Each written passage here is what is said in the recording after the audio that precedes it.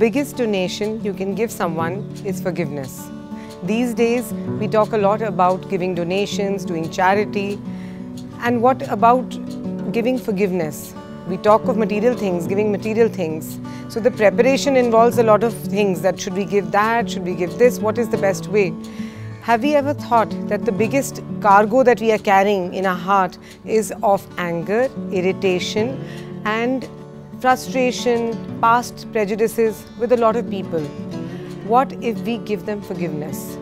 That would make us light and that would make them light. Forgiveness is something that we all need to do. Another thing a lot of people talk about is that I forgive, I'm a very forgiving person, I'm a very spiritual person, but I don't forget.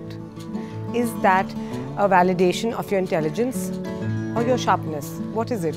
What does it mean by saying I forgive but I don't forget? If you haven't forgotten, that means you haven't forgiven. Who are we going to fool? Or let's say we are hiding from the truth ourselves. If we are remembering it, we haven't forgotten, we haven't forgiven. So what we need to do is forgive and forget. Let's start with this. We all know about law of karma. What we give is what we get. Similarly, if you don't give forgiveness, you will not get forgiveness. Let's not wait for someone else to forgive us. Let's not wait for him to come up and say sorry. Let us talk to that person in our mind. It's a soul connection. Just close your eyes, visualize that person in front of you and say, I forgive you for whatever pain you've caused me, whatever irritation you've caused me. And we are all children of God. We all make mistakes.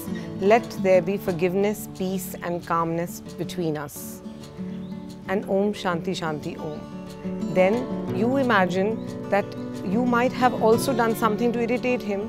So be humble, practice some loving kindness and say, I also ask for forgiveness for whatever I have caused you.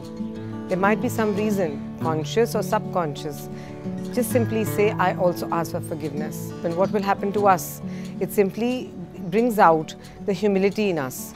So then we say that again, let the bygones be bygones. I'm asking for forgiveness.